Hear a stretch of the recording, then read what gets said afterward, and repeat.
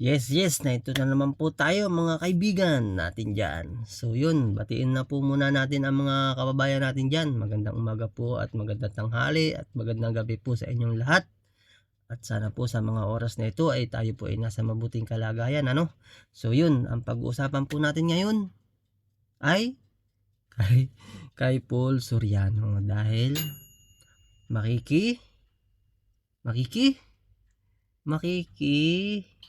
sausaw din po tayo dyan kasi marami po tayong napapanood sa mga social media na keso ganyan, nag-resign daw, bakit tinanggal ba, matagal na pong tinanggal. Ang katotohanan po niyan, matagal na pong tinanggal si Paul Soriano, matagal na po siyang sinipa ni Pangulong Bongbong Marcos Jr.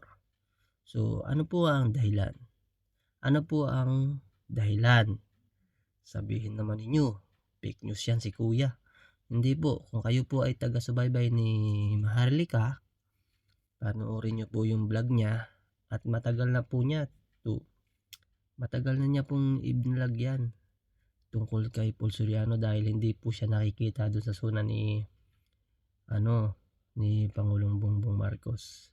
So ito sasabihin ko na po ha, makinig po kayo. So tayo po ay hindi nakikipag-away, gusto ko lang pong i-share yung nalalaman natin, 'di ba? Na kung bakit siya ay wala na sa Malacanang. Ito na po, sasabihin ko na ang dahilan. Ang dahilan daw po kaya siya ay sinipa ni Kuting ay dahil may kaibigan si Kuting na ang anak ng kaibigan ni Kuting ay hinaharas ni Paul Soriano. Hinaharas, nandun tayo sa topic na hinaharas, di ba? Meaning na hinaharas. Hindi po hindi naman physically na hinaharas yung babae, yung dalagita. Hinaharas po ni Paul Soriano sa pamamagitan ng pag-message na keso doon daw po ay inaakit itong dalagita na ito.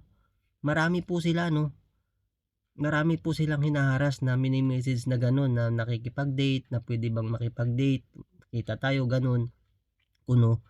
Marami po na hinaharas daw itong si Paul Soriano.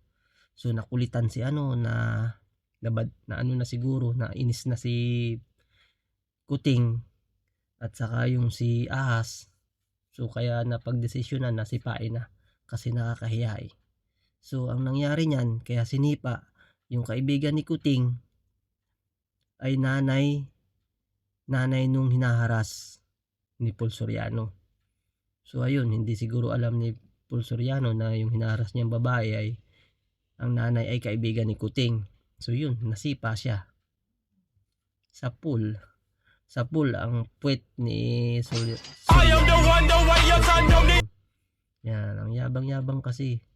Sabi noon malakas ang ko kasi nasa posisyon ako lang daw yung celebrity. siya yung celebrity na powerful kasi nasa Malacanang. Yan, ang kapangyarihan saglit lang yan.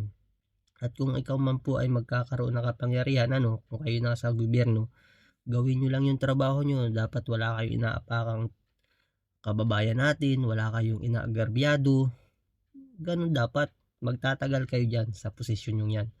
At yung nanunungkulan kayo ng tapat at yung talagang ang nagsiservisyo sa taong bayan. Ganun lang guys yan. So yan po ang mga dahilan yan guys. So kung hindi po kayo naniniwala, manood po kayo dun sa vlog ni Maharlika. Nandun po ang lahat ng tunay na yan po ang katotohanan kung bakit siya ay sinipa ni Kuting. So yun, hanggang dito na lang guys, at sana po ay tayo nasa mabuting kalagayan at sana po ay mag-iingat tayo palagi. Bye bye!